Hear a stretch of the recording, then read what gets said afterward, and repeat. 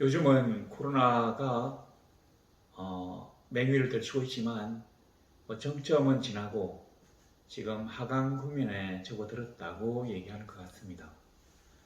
근데 저는 그런 것보다는 이 코로나 블루라고 하는 거, 너무 이 코로나가 오래 가기 때문에 사람들이 오히려 우울증에 걸리고 또 이것 때문에 상당히 좀 여러 가지 면으로 좀 슬퍼하는 사람들, 외롭고 고독하며 또 무기력한 사람들, 이런 분들이 참 많아진 것 같아요. 아무쪼록 우리 성도들 각처에서 하나님이 우리에게 주시는 하나님의 헤세드, 날개를 품어주시는 하나님의 인자를 체험할 수 있기를 간절히 소망합니다.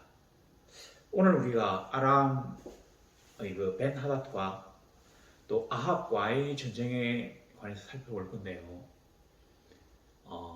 아합이 하나님이 그를 심판하려고 작정하신, 그러니까 이스라엘 왕 중에서, 북이스라엘 왕 중에서 가장 악한 왕으로 유명하지만 그 악단도 하나님이 그냥 일조일석에 심판하신 것이 아니라 그에게 여러 번 기회를 주셨다고 하는 것이 오늘 본문에 나와 있습니다. 그리고 오늘 본문에서 우리가 이제 특별히 기억해야 될 게 한 두 가지 정도가 있는데, 뭐냐면 첫 번째는 하나님은 산의 신일 뿐만 아니라 골짜기의 신이라는 것을 스스로 보여주셨다고 하는 거고요. 또 하나는 뭐냐면 하나님이 벌하기로 작정하신 생명을 놓쳤기 때문에 그 놓친 사람이 그 생명을 대신하여 갚아야 된다고 하는 것. 제가 솔직히 영적인 일에 대해서는 많이 모르는데 뭔가 이 어떤 이 말씀 가운데 하나님이 우리에게 요구하시는 것들이 말씀하시고자 하는 것들이 들어 있습니다. 이제 우리 오늘 이 짧은 시간에 이런 어떤 영적인 질서와 부름에 대해서 한번 또 생각해보는 시간이 되면 좋겠습니다. 오늘 보니까 20장 1절에 열왕기상 20장 1절에 아람의 벤 하닷 왕이 그의 군대를 다 모으니 왕 32명이 그와 함께 있고, 여기 보면 왕 32명이 그와 함께 있었다고 하는데 우리가 이제 아람에 대해서 좀 살펴본다면 이 아람은 굉장히 강한 어떤 집단입니다. 실제로 유대인들도, 그러니까 이 히브리인들도 아람 사람들이에요. 원래 그 갈대아에서 이제 아람 사람들이 유브라데스 강을 건너와가지고 이렇게 쭉 퍼져 있는데, 이 아람이 옛날에 그 다윗 때는 막 이 다메섹 아람이 정복당해가지고 수만 명이 막 죽고 한 적도 있었거든요. 근데 왜 이런 일이 벌어졌냐면 이 아람이라고 하는 나라가 통일 국가를 이룩하지는 못했습니다. 그러니까 우리가 이제 보통 아람이라고 하는 이 나라는 다메섹 아람이에요. 다마스커스, 지금 시리아의 수도인 그 다메섹 아람을 우리는 지금 그냥 이 성경에서 아람이라고 하는 겁니다. 벤 핫앗이라고 하는 사람이 왕으로 있는 곳이 바로 아람, 그 다메섹 아람입니다.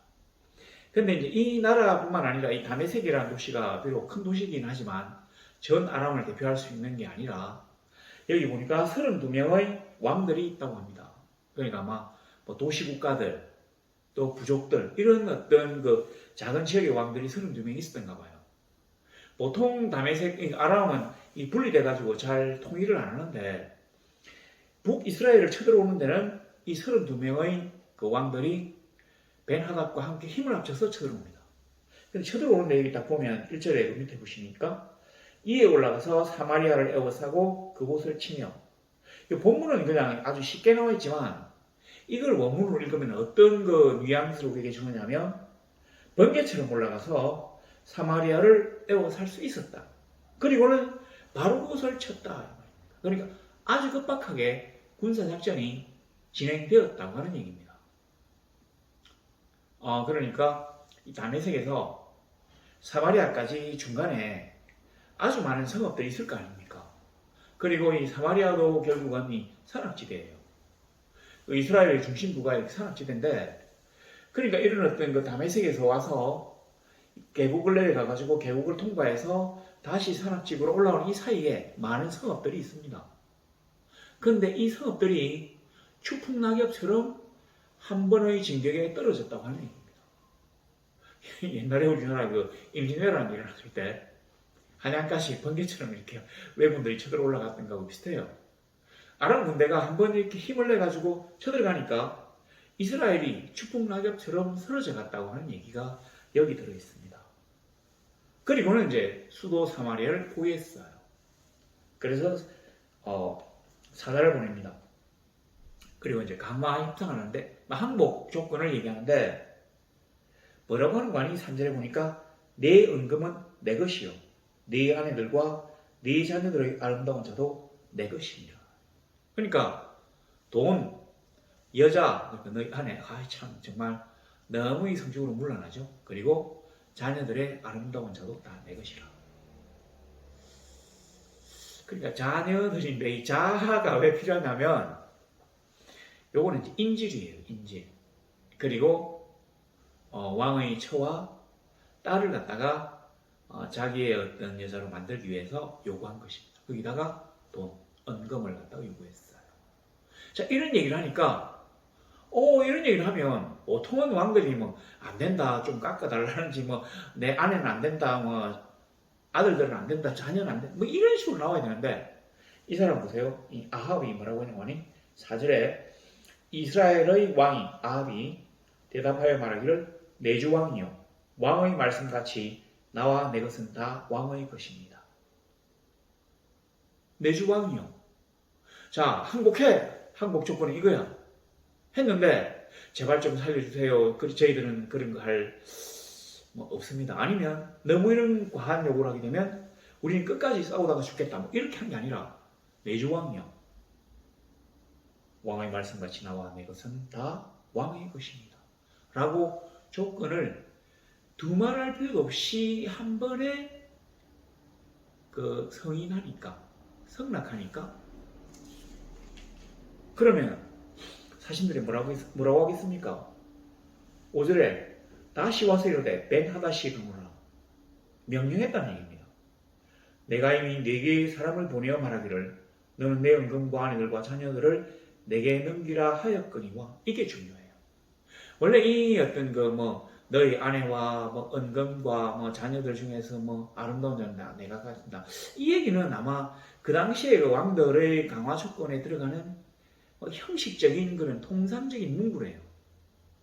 우리가 지금 생각하면 이런 황당한 일이 다 있나 싶겠지만 그 당시에는 그랬답니다. 그러니까 아마 아합도 그냥 의뢰히 내가 당신의 신하가 되겠습니다 하면 그런 얘기를 하는 정도로 생각했는데 너무 이 아합이 벌벌 떨었잖아요. 기면서 내주 왕이요 이러면서 그러니까 사신이 가서 얘기했을 거 아닙니까? 아합이 진짜 아무것도 아니더라. 가자마자 벌벌 떨면서 다 들여준다고 하는데 그러지 말고 더 확실하게 아마 그렇게 되었던 것 같습니다. 뭐라고 하는 거 그거는 다 했는데 6절에 보니까 내일 이맘때 구체적인 시행 날짜가 다 나오잖아요. 내가 내 신하들을 내게 보내리니. 그러니까 아마 군대를 보낸다는 얘기입니다. 그들이 내 집과 내 신하들의 집을 수색하여 내 눈이 기뻐하는 것을, 그러니까 네 눈에 좋은 것들, 그것을 그들의 손으로 잡아 가져가리라 한지라. 그러니까 이제 아합이 이렇게 항복을 하게 되면 당신은 나의 주인이고 왕입니다 라고 얘기하면 그냥 그래 앞으로 잘해라 이렇게 하고 갈 줄 알았는데 아니에요. 그래 얘기 잘했는데 거기에다가 더하기 내가 내 군대를 보내가지고 너희 성읍을 약탈하겠다 이 말입니다. 이제 왜 이러냐면 그 평소에 다메섹 아람이라고 해서 아람 나라의 그 대표는 아니거든요. 그냥 이 아람 연맹체에서 가장 세력이 큰 사람일 뿐입니다. 그러니까 32명의 그 연합왕국의 왕들에게 뭔가를 줘야 되잖아요. 군대를 동원했으니까 이득이 있어야 될 거 아닙니까? 가령 이스라엘 아합이 이제 항복하면 다메섹 아람에게 항복하는 거지 다른 아람의 왕들에게 항복할 수는 없거든요, 사실. 그러니까 항복하면 뭐 곡물도 받고 막 사람도 막 노예도 잡아가도 결국은 이 다메섹이 가장 이득을 보게 돼 있어요. 그러면 다른 왕들이 막 집단적으로 성토할 거잖아요. 그렇지, 우리는 뭐냐? 너희 그 요청 때문에 우리가 군대를 끌고 왔는데 꼭 이런 식으로 해야 돼? 하니까 그 사람들을 위해서 이 사람이 이런 무리한 조건을 끄집어낸 겁니다. 우리 병사들이 내가 내일 왕궁과 그 성 안에 있는 걸 약탈하겠다. 그리고 무조건 가져간다. 기한은 내일 이맘때. 옛날부터 우리가 신문에 많이 나오는 글이 있습니다. 악마는 디테일에 숨어 있다고. 그냥 강화 협상입니다 하는 거 끝나는 게 아니라 이제 그 구체적인 게 막 나와요. 내일 이맘때 군대가 와가지고 성을 약탈하겠다. 그리고 사람들을 마음에 드는 거 무조건 다 가져가겠다. 이러니까 이제 아합이 자기가 생각했던 그 항복 조건에 비해서 너무 가혹하잖아요. 근데 지금 자기들은 포위돼 있어요. 자, 그래서 7절에 보니까 이에 이스라엘 왕이 나라의 장로들을 다 불러 이르되 뭐 이렇게 이제 얘기합니다. 지금 아람 왕이 왔는데 뭐 이런 조건을 내걸었는데 내가 도저히 안 된다 소리를 못 하겠더라. 어떻게 하면 좋겠냐. 근데 여기 7절이 아주 공공한 이스라엘의 상황을 그대로 나타내는 겁니다. 여기 보면 나라의 장로라고 되어 있잖아요. 이 장로들은 뭐냐면 각 지파, 그 다음에 각 가문, 옛날에 이스라엘에 그 70가문이 있었다고 했지 않습니까? 그러니까 남쪽에 이 두 지파, 유대 지파와 베냐민 지파를 제외한 나머지 지파들이 이제 위쪽에 있는데 10개 지파가 있는데 이 지파의 족장들, 그 다음에 가문 아무리 60개 정도는 되겠습니까? 이 가문의 또 이 가장들, 그럼 우리를 치면 그냥 족장이죠. 큰 족장과 작은 족장들이 바로 장로들이에요. 그리고 이 사람들이 평소에는 사마리아 성 안에 거주하지 않습니다. 자기 지파, 자기 집안에가 있잖아요. 근데 이 사람들이 지금 바로 여기에 모여 있다는 게 뭐냐면 이미 국토가 아람 군대에게 유린되었기 때문에 이 장로들이 각 지파의 족장들이 다 피난을 와가지고 사마리아 성에 있었기 때문에 바로 이 장로회의가 개최될 수 있었던 겁니다. 그러니까 이게 지금 그 이스라엘의 아주 공공한 상황을 그대로 나타내고 있는 겁니다. 뭐 이렇게 쭉 얘기를 했는데, 자, 8절에 보세요. 모든 장로와 백성들이 다 왕께 아뢰되 왕은 듣지도 말고 허락하지도 마옵소서 한지라. 자, 이제 보면 우리가 상당히 좀 감동적인 얘기가 막 나와요. 이 얘기를 딱 들으니까, 그러니까 첫 번째 조건도 얘기하고 두 번째 조건도 얘기했는데, 첫 번째 조건이 뭡니까? 왕실의 돈, 여자, 자녀들만 갖고 가는 거잖아요. 그 중에서 마음에 드는 거. 근데 두 번째 조건은 뭐냐면 백성들 중에서 좀 이렇게 잘 사는 집들을 다 털어가겠다고 하는 얘기거든요. 그러면 이 얘기를 이제 일반 그 장로들에게 하니까 장로들이 안 된다. 그냥 싸우기도 우리가 힘드니까 첫 번째 조건으로 만족하도록 다시 한번 교섭을 해보자. 이렇게 얘기를 한 게 아니라, 그러면 왕 네가 책임을 지고 우리는 책임을 안 져준다. 이렇게 말한 게 아니라 왕은 절대로 허락하지 마라. 그러니까 첫 번째 조건도 절대로 듣지도 말고 허락하지도 마라. 어떻게? 우리가 싸워야 되겠다. 지금 이제 아람 그 연합군이 와가지고 32명의 그 아람 왕들과 다메섹 왕이 와서 포위를 하고 있는 상황에서 이제 남아있는 백성들도 얼마 없어요. 나중에 나오는데 그 보면 남아있는 사람들이 그 보니까 뭡니까 이거 백성들은 7,000명이 남아있대요. 그리고 그 고관의 청년들이 232명이라네요. 15절에 아합이 위에 각 지방 고관의 청년들을 계수하니 232명이요. 모든 백성 곧 이스라엘의 모든 자손을 계수하니 7,000명이더라. 원래 우리가 이 아합 이전에 그 이스라엘의 초대 왕인 여로보암 때 백성들을 계수한 것을 딱 보면 이스라엘 자손들 10지파 중에서 징집을 딱 하게 되면 큰 용사 80만을 징집할 수 있다고 되어 있습니다. 80만. 큰 용사라면 아마 좀 뭐 이런 사람들이 아닐까요? 근데 이게 80만 명을 징집할 수 있대요. 군대로. 근데 지금 싹 다 없어지고 7천 명이 남았어요. 자, 이제 이렇게 하고 있는데, 그러니까 이제 그 구절에 그러므로 왕이 베나다의 사신들에게 나는 못한다. 백성들이 하지 말아더라. 나는 도저히 능력이 없어서 두 번째는 못 들어주겠다. 뭐 이런 식으로 아마 뭔가 좀 이 사람은 아합은 여지를 남겨요. 보면 왕이 처음에 그러니까 첫 번째 조건 내가 들어줄 수 있는데 두 번째는 내가 할 수 없나이다. 그러니까 내가 능력이 안 된다 이 말입니다. 그러니까 아마 백성들이 그건 도저히 허용을 안 한다. 그러니까 첫 번째 조건으로 타협을 하자 이런 식으로 얘기를 해요. 그러니까 이제 이게 협상이 결렬이 됐나 봐요. 그 협상이 결렬이 되니까 뭐 어쩌고저쩌고 쭉 나오는데 11절에 보세요. 이스라엘 왕이 대답하여 이르되 갑옷 입는 자가 갑옷 벗는 자같이 자랑하지 못할 것이라. 제가 이거를 이 설교 제목으로 쓸까 말까 참 고민이 많이 드는 이런 그 구절인데 보세요. 갑옷 입는 자가 갑옷 벗는 자같이 자랑하지 못할 것이라. 이 말이 뭐냐면 갑옷 입는 자, 그러니까 전쟁을 하려고 이제 갑옷을 막 입잖아요. 전쟁을 준비하기 위해서. 그리고 갑옷을 벗는 자는 전쟁이 다 끝났어요. 그리고 전쟁에서 살아남았어요.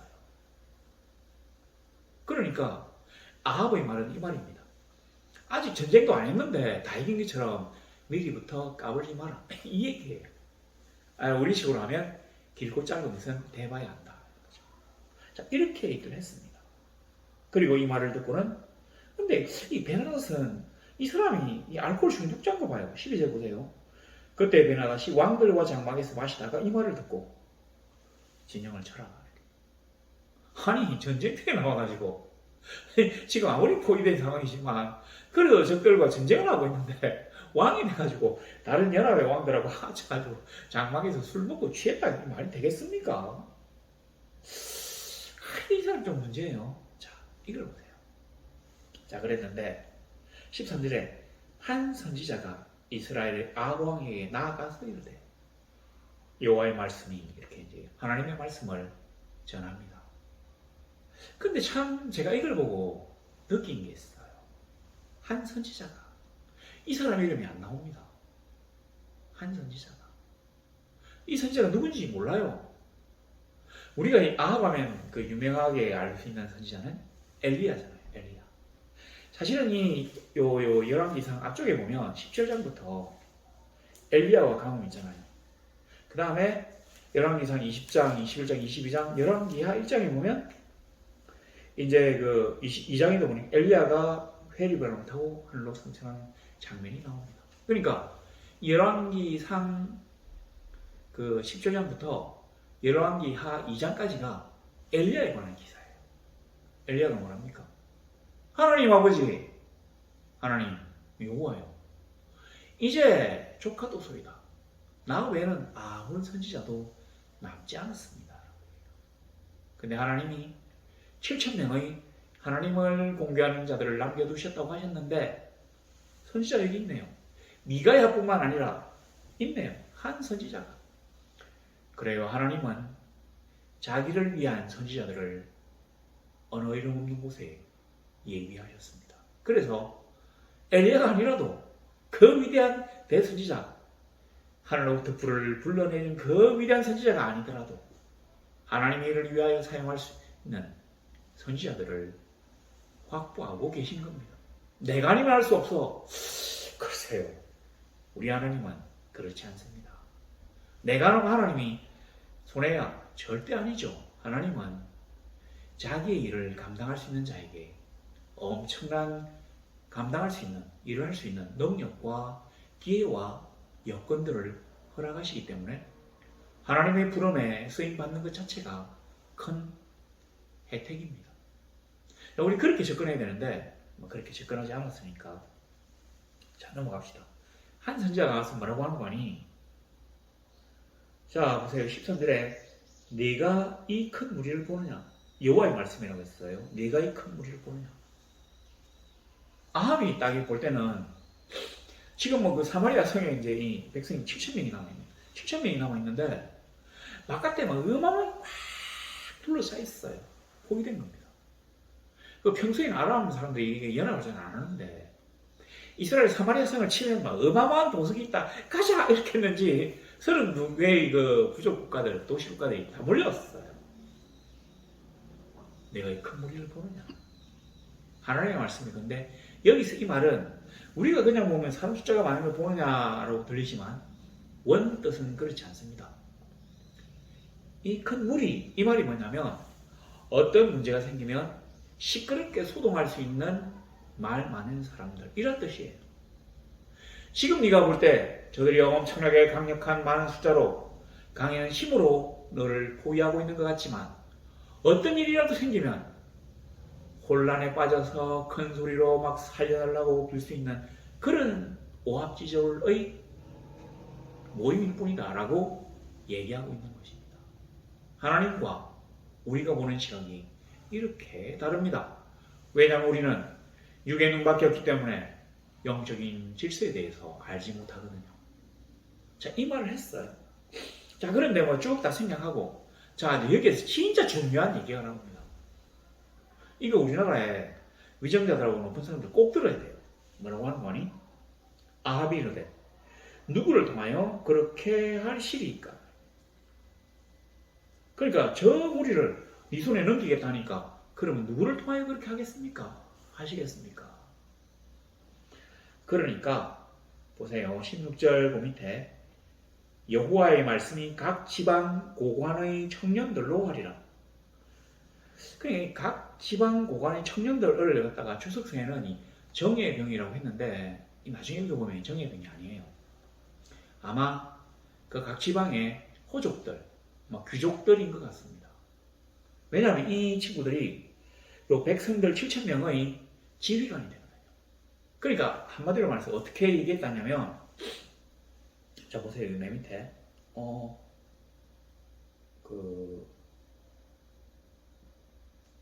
14절 맨 밑에 보면 아합이 이르되 누가 싸움을 시작하리까 대답하되 왕입니다. 자, 이거하고 이제 그 아람 왕으로 지금 비교하는데, 아람 왕 지금 뭐 하고 있습니까? 저 뒤에 장막에서 다른 연합국의 왕들하고 술 마시고 있어요. 그러면서 지금 이렇게 하니까 이제 공격 명령을 앞에 보내는 거예요. 앞으로 진군하라. 자, 이런 군대하고 왕이 맨 앞에 서서 나를 따르라는 군대하고 어느 군대가 더 사기가 높겠습니까? 그 제가 이걸 보고 하는 말이잖아요. 이 아합이 이제 이렇게 하니까 백성들이 진짜 이 별 볼 일 없는 이 악한 왕인데도 자기들이 왕실을 버리지 않고 왕을 위해서 싸우려고 합니다. 다르게 말하면 이스라엘이라고 하는 나라를 위해서 백성들이 싸우려고 해요. 여기 하나님이 아마 감동하신 것 같습니다. 그러니까 아합이 물어보잖아요. 어떻게 싸워야 되겠습니까? 각 지방의 귀족들이 있잖아. 232명. 싸움 잘하는 군사 귀족들. 지휘관으로 세고, 그리고 7,000명의 군대를 그 뒤에 배치해. 그럼 누가 저들을 이끌겠습니까? 너야. 왕이 먼저 시작해. 그러니까 왕이 제일 앞에, 그 다음에 귀족들이, 그 다음에 일반 백성들이, 요렇게 딱 7,233명이 선 것이에요. 그래서 아람 군대와 싸우게 됩니다. 자, 근데 16절에 보세요. 그들이 정오에 나가니, 12시잖아요. 12시. 정오에 나가니 벤하닷은 장막에서 돕는 왕 32명과 더불어 마시고 취한 중이라고. 그러니까 이게 지금 취할 정도로 술을 마셨다고 하면 아마 아침부터 이렇게 불을 앉아가지고 술을 마셨던 거예요. 지금 보세요. 지금 적들이 쳐들어나오고 있어요. 아람 군대 입장에서는. 아무리 저기가 우습게 보여도 그래도 한 나라의 수도고 왕이 군대를 이끌고 나와요. 그런데도 불구하고 전혀 경각심을 가지지 않고 거기서 다른 왕들 32명과 함께 술을 마셨는데, 보통 저는 이제 술을 안 마시는 게 잘 모르는데 아마 밤에 좀 마시지 않습니까? 저녁에 일 다 마치고. 그래서 낮에 근무 시간에 술 마시면 뭐 아주 도덕적인 비난을 많이 받잖아요. 근데 이 사람은 지금 아침부터 술을 마셔가지고 난 12시에 취했다고 하죠. 이런 사람하고 앞에서 군대를 이끄는 사람하고 누가 이기겠어요? 하나님은 똑같은 조건이라면 누구를 더 이뻐하시겠습니까? 하나님은 악당을 갖다가 아합이라고 하는 악당을 멸하시기 위하여 아람이라고 하는 다른 악당들을 이용하실 수 있습니다. 그리고 아람이라고 하는 악당을 벌하기 위하여 아수르라고 하는 악당을 또 이용하실 수 있습니다. 그리고 아수르라고 하는 악당을 벌하기 위하여 바벨론이라고 하는 악당을 이용하실 수 있습니다. 바벨론은 메대와 파사의 이용을 받습니다. 자, 이런 어떤 하나님은 인간을 통하여 자기의 일을 하시기를 원하십니다. 왜냐하면 우리가 하나님으로부터 받은 자유의지가 있기 때문에. 하나님이 강제로 그에게 어떤 일을 하시는 게 아니에요. 우리가 하는 것입니다. 그래서 우리가 한 일에는 우리가 책임을 져야 합니다. 자, 쭉 보니까 그래서 전쟁에 대한 얘기는 이게 아주 간단합니다. 20절에 보니까 각각 적군을 쳐 죽이매 아람 사람이 도망하는지라 이스라엘의 쫓으니 말을 타고 마병과 더불어 도망하여 피하니라. 이스라엘 왕이 나가서 말과 병거를 치고 또 아람 사람을 쳐서 크게 이겼더라.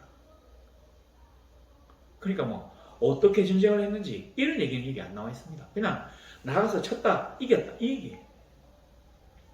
왜냐하면 하나님이 함께 하시는 군대는 수적인 열세에도 불구하고 항상 이길 수 있다고 하는 것들을 너무나 당연시 여기기 때문에 여기 구체적인 전술을 쓰지 않았습니다. 포위를 하고 함정에 몰아넣고 이런 얘기 전혀 없잖아요. 어떻게 싸웠는지 우리 아무도 모릅니다. 이겼어요. 왜냐하면 그 백성들이 하나님의 마음을 움직였기 때문에. 지금 생각하면 여기 북이스라엘 사람들이 남아있지 않습니다. 아수르에 멸망당한 북이스라엘 사람들은 사마리아 사람이라고 하는 이 기형적인 곤혈인들을 남겼다가 결국 지금은 오늘날 제가 대학생 때 사마리아인들이 160명 정도가 남아있었어요. 그래서 이렇게 자기들은 1년에 한 번인가 어디 모여가지고 그리짐산인가 사마리아에 모여가지고 이렇게 여호와께 제사를 지낸다고 이렇게 나와 있던데 그분들이 다 이렇게 나이가 많아요. 지금쯤이면 사마리아 사람들이 이제 지상에서 없어진 것 같은데 그때는 하나님이 너무 그들을 보고 감동하셔서 그들을 앞서서 싸워주신 것 같습니다. 자, 그래서 이겼어요. 그리고 이제 이 아합은 적들인지 되게 동양에서 쳐서 크게 이겼더라 하고 다른 게 안 나오잖아요. 이거는 아마 불리함을 깨닫고는 후퇴한 거를 얘기하는 겁니다. 패퇴한 거죠. 그러니까 사람들이 좀 많이 죽고 군대가 많이 죽고 이렇게 물건도 좀 많이 남겨두고 그냥 허겁지겁 도망을 간 거예요. 그래서 연맹이 다 흩어지잖아요. 그러니까 아마 아합은 한 번 이렇게 됐으니까 절대로 안 쳐들어올 거다 이렇게 생각한 모양입니다. 원래 그 당시 그 고대 중분동의 그 전쟁사를 보면 1년 이상 계속된 전쟁이 없었대요. 근데 살만에셀이라고 아수르의 그 왕이 사마리아 성을 포위해서 멸망시킬 때 그때만 3년 동안 계속 전쟁이 됐답니다. 그러니까 이때까지만 해도 1년 이상 계속된 전쟁이 없었기 때문에 아합은 당연히 전쟁이 여기서 끝이 났다고 생각했습니다. 그런 건 안 나와 있지만 20일에 보면 그 선지자가 또 나왔어요. 뭐라고 한 거니? 왕에게 나와 이르되 왕은 가서 힘을 기르고 행할 일을 알고 준비하라. 이게 이제 우리나라 말로 이렇게 되어 있지만 원문으로 보면 아주 단호하게 시급하게 명령한 것입니다. 지금 당장 네가 준비를 해라. 왜냐하면 아람 군대가 해가 돌아오면 다시 들어올 거다. 제가 이제 좀 찾아봤는데 10월달부터 그 지역에 10월달부터 4월달까지 우기래요. 비가 막 옵니다. 그 비가 오면 어떤 일이 벌어지냐면 그 시내 있잖아요. 시내 버솔 시내, 기드론 시내, 이 시내가 사실은 와디라고 하거든요. 이 와디가 뭐냐면 마른 하천이에요. 그러니까 이게 이 평소에 이 사막이니까 평소에는 비가 안 오잖아요. 그러니까 이 하천이 바짝 말라가지고 평평한 하천을 도로로 이용합니다. 그 옛날에 그 바락 장군이 막 이렇게 옛날이 아니라 이고대 옛날에 바락 장군이 와서 막 공격에 이긴 그것도 그 하천을 막 이용하잖아요. 근데 이 하천이 평소에는 그 군대에 이제 진경로 그러니까 병거 같은 게 막 가는 길이 되는데 비가 오면 우기가 되면 이 그 산에 나무가 없으니까 빗방울이 그대로 쫙 모여가지고 이 시내로 들어오는가 봐요. 그래서 물이 막 그러니까 전쟁하기 아주 불리합니다. 평소에는 바짝 말라있던 그런 하천들이 물이 막 호탕탕 쫙 흐르니까 보통 우기에는 전쟁을 안 한대요. 아랍 군대도 그렇다는 거죠. 4월달이 오면 우기가 끝이 나면 다시 군대를 동원할 거니까 빨리 준비해라. 아합이 얼마나 놀랐겠어요. 이걸 보면서 하나님의 영적인 준비가 생각납니다. 우리가 이 세상에서 평안하다, 막상 그때가 되면 어떤 일이 벌어지겠지라고 얘기한다면 그 일이 막상 닥쳤을 때는 우리는 감당할 수 없습니다. 그러므로 우리는 항상 영적인 준비를 하고 있어야 합니다. 지금 당장 영적인 어려움을 우리가 이겨냈다고 하더라도 다음번에 사탄의 공격을 위해서도 우리는 영적으로 깨어 있어야 합니다. 그냥 깨어 있어야 할 뿐만 아니라 기도해야 합니다. 그래서 영적으로 준비해야 합니다. 우리의 영안이 떠여서 저 너무를 볼 수 없다는 것을 우리가 너무나 잘 알기 때문에 하나님과 생각으로 통해야 안 되겠습니까? 하나님, 앞으로 이 종이 나아갈 바를 알려주십시오. 주여, 저는 어찌해야 할지 알지 못합니다. 라고 기도하면 하나님이 가르쳐 주시잖아요. 쟤들이 지금 너를 치러오고 있어. 준비 중이네. 빨리 너도 준비해. 그래서 아합이 깜짝 놀래가지고 막 준비를 해요. 근데 이 아합은 뭐 그 정도인데 참 좀 그런데 아람 군대가 이번에 큰 실수를 합니다. 그 뭐라고 하는 거니? 23절에 보면 아람 왕의 신하들이 왕께 자기 나라 왕에게 얘기하되 이 사람들이 아주 망언을 해요. 그들의 신은 여호와는 그들의 신은 산의 신이므로 그들이 우리보다 강하였거니와. 아마 사마리아가 산에 있었던 거예요. 그러니까 산의 신이니까 산에서 싸워가지고 우리 졌는데 이번에는 만평지에서 그들과 싸우면 반드시 그들보다 강할지라. 그러니까 아람 왕이 눈이 번쩍 뜨이는 거죠. 그래? 아니 산의 신이었어? 이게 이제 왜 산의 신이라고 하냐면 하나님은 산의 신은 아닙니다. 산은 신이고 꼴짝이의 신이기도 합니다. 이 세상 모든 곳에 아니 계신 곳이 없는 천지의 대주제이십니다. 근데 왜 이 사람들이 산의 신이라고 하냐면 그 가나안에 처음에 이제 이스라엘 백성이 들어왔을 때 가나안 군대가 철병거를 가지고 있었잖아요. 이게 이제 평지에서 막 번개처럼 와가지고 이스라엘 백성들을 공격하니까 이게 무서워가지고 다 산만대 올라가 숨어 살았거든요. 그러니까 이스라엘의 신이 이제 여호와라는 걸 알고 있는데 전부 이스라엘 사람들이 다 산에 올라가 사니까 산의 신이다. 그리고 또 왜 산의 신이라고 했냐면 그 모세가 이제 오다가 시내산에 올라가서 하나님과 언약을 맺어가지고 계명을 받잖아요. 법을 받으니까 시내산에서 올라가서 법을 받았다고 산의 신이다. 또 이제 여기 우리 지금 그 엘리야 얘기가 지금 있는 와중에 이제 여기 잠깐 들어간 건데 이 선지자는 잠깐 그 찬절 출연한 것 같은데 이 엘리야가 갈멜산에서 바알 선지자 450명을 죽이거든요. 그러니까 하늘로부터 불이 떨어져서 이제 죽일 수 있게 되었는데 이게 아마 그 인근의 그 중동 지역에 확 퍼졌던가 봐요. 그러니까 아람 사람들도 엘리야 선지자의 그 기적을 아니까 산의 신이라서 산에서 하면 우리 도저히 안 되는구나. 그러면 평지에서 싸우자. 이 얘기를 해가지고 하나님의 화를 돋웁니다. 이 아합에게는 이 아람 요 신하들의 이 빵정이 아주 굉장한 호재예요. 진짜 아합 정말 참 별 볼 일 없고 참 하는 것도 보면 황당한 사람인데 아람 사람들이 입을 잘못 놀려가지고 하나님을 화나게 합니다. 26절에 보면 해가 바뀌니 벤하닷이 아람 사람을 소집하고 아벡으로 올라왔어요. 이 아벡이 어디냐면 아마 그 다메섹에서 오는 길가래요. 그러니까 이 평지 모양입니다. 올라와서 이스라엘과 싸우려 하는데 쭉 27절에 보면 이스라엘 자손은 두 무리의 적은 염소 떼와 같고 아람 사람은 그 땅에 가득하였더라. 그러니까 이제 뭐 여호와의 선지자가 준비해라 이렇게 준비했는데도 염소의 두 떼 같았대요. 이게 무슨 말이냐면 원래 그 이스라엘 사람들이 치는 게 양떼잖아요, 양떼. 그러면 양을 주로 쳐요. 근데 양만 치는 게 아니라 그래서 양적도 뭐 있는가 하여튼 뭐 그렇다 치고 염소도 조금만 치는가 봐요. 그래서 양떼가 엄청나게 많으면 염소떼는 조금 정도는 이 사람들이 같이 치거든요. 그러니까 그 염소떼를 생각하면 됩니다. 그 적은 두 떼 같더라. 근데 그러니까 뭐 얼마나 이제 걱정되겠습니까? 지금 이거 막 어떻게 하냐. 전쟁이 계속되니까 아합이 이제 이번엔 진짜로 끝장나겠다 싶은데 26절에 그때 하나님의 사람이 아마 이거 선지자입니다.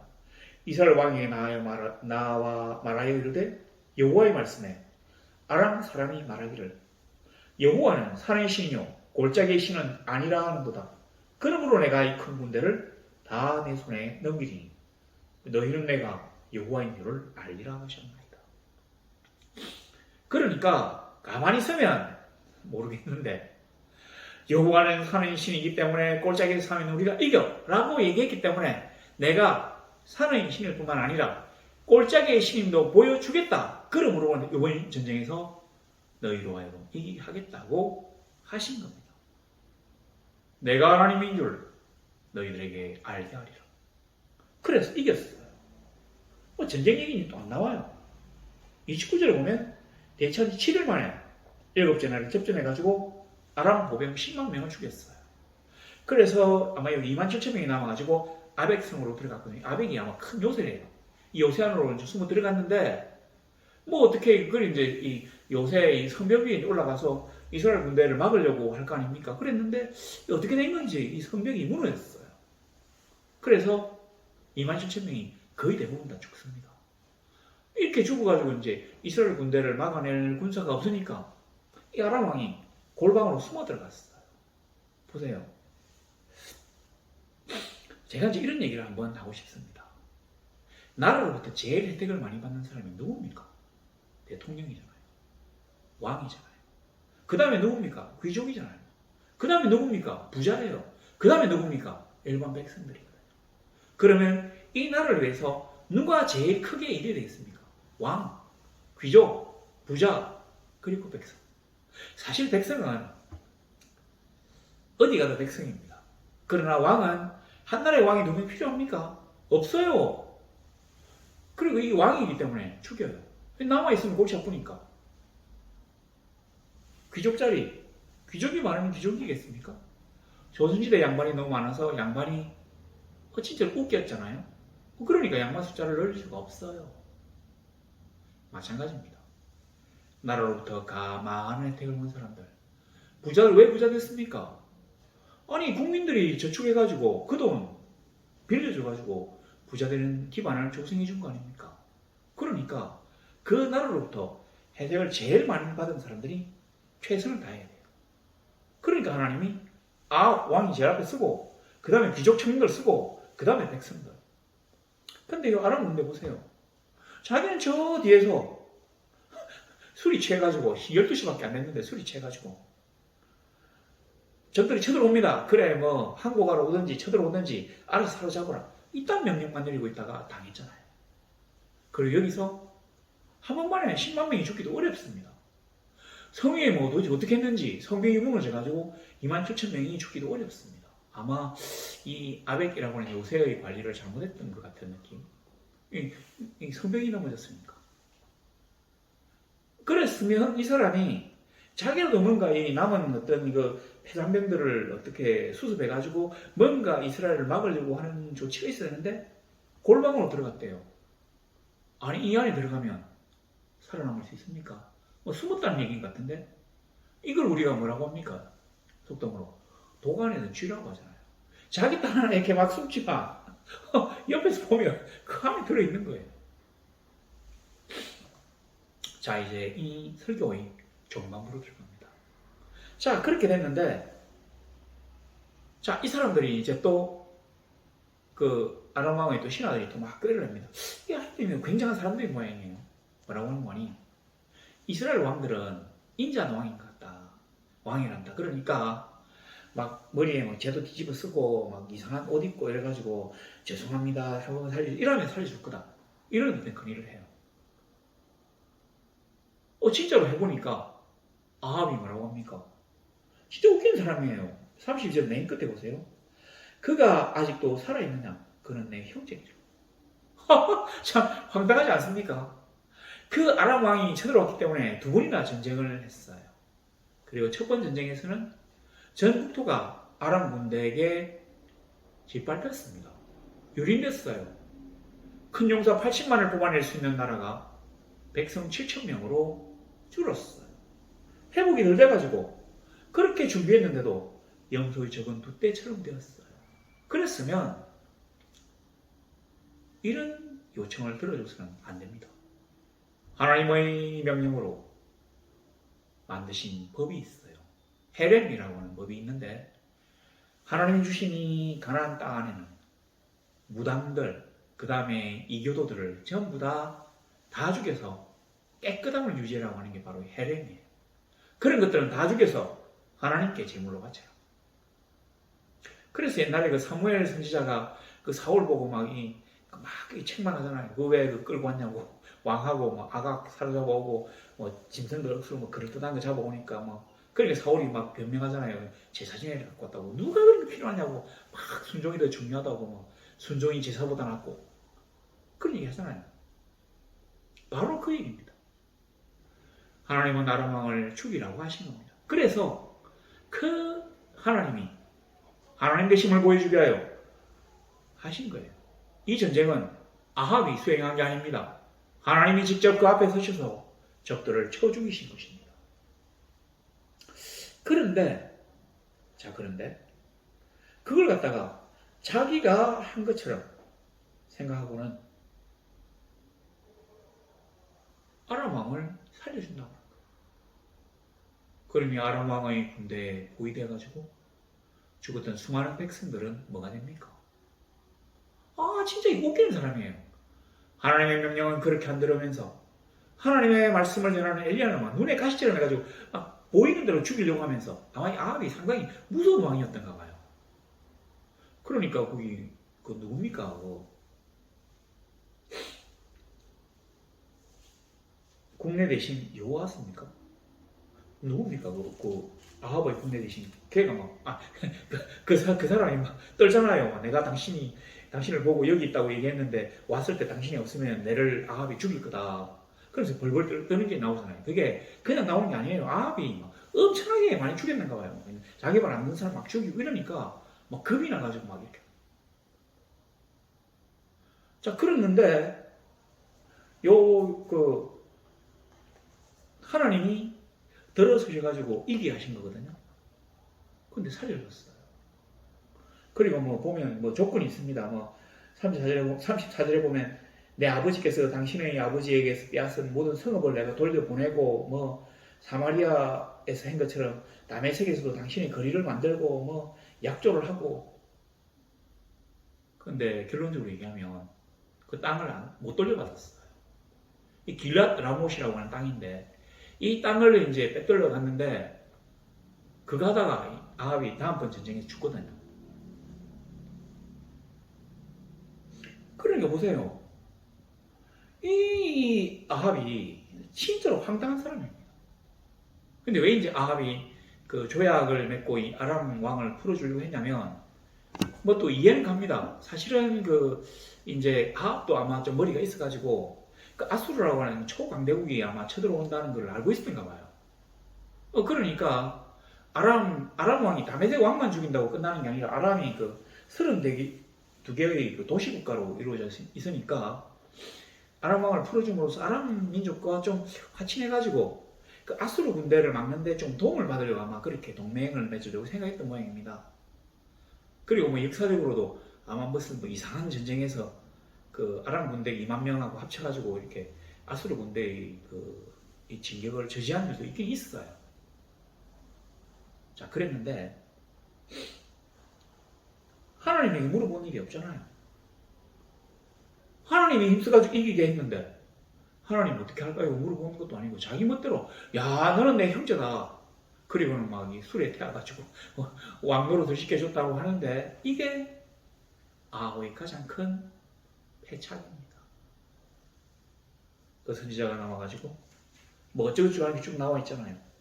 뭐라고 합니까? 만일 그를 잃어버리면 내 생명으로 그의 생명을 대신하거나 39절에 그렇지 아니하면 내가 한 달란트를 내어야 하리라 하였거늘 그 사람을 잃어버렸대요. 그 아합이가 얘기합니다. 내가 스스로 결정하였으니 그대로 당하여야 하리라. 자유의식을 가진 인간이 네가 스스로 결정하였으니 내가 그대로 당하여야 하리라. 우리는 하나님께 간구합니다. 오 주여 어찌해야 합니까? 그렇게 간구하기 전에 하나님은 우리에게 가르쳐 주시는 영적인 질서가 바로 이것입니다. 내가 스스로 결정하였으니 그대로 당하여야 하리라. 참 슬픈 일이죠. 사실 우리는 잘 모릅니다. 전지하잖아요. 그리고 능력이 미약합니다. 전능하지 않습니다. 그래서 우리가 잘못된 것, 잘못된 판단을 하고 잘못된 결정을 내려가지고 일을 한다면 하나님이 용서해 주시기를 바랍니다. 근데 하나님이 용서해 주셔요. 보세요. 아합이가 그렇게 사악한 왕으로 하나님에게 정죄받아가지고 죽을 뻔한 기회를 몇 번이나 이겼습니까? 첫 번째, 1차로 아람이 쳐들어와서 사마리아를 포위했을 때 이기게 하셨잖아요. 두 번째, 그 다음에 봄에 아람 군대와 붙어서 또 이기게 하셨어요. 숫자가 너무 적은데도 불구하고. 그렇게까지 하나님이 기회를 주신 것입니다. 근데 그가 아람 왕을 풀어주었기 때문에 3차 아무리 기다려도 기랍 땅을 안 돌려주니까 그 남쪽에 자기 이제 사돈하고 같이 힘을 합쳐가지고 쳐들어가잖아요. 거기서 아합이 죽습니다. 휙 화들어가서 죽잖아요. 세 번째 만에 죽습니다. 우리가 하나님의 보호 안에 있기를 원합니다. 하나님의 영적인 질서 안에 들어있기를 원합니다. 그래서 이스라엘 왕들은 인자 왕이라는데 인자가 바로 헤세드예요. 헤세드. 하나님이 주시는 헤세드 안에 우리가 있기를 원합니다. 하나님의 날개 아래 보호함을 받는 우리들이 되기를 원합니다.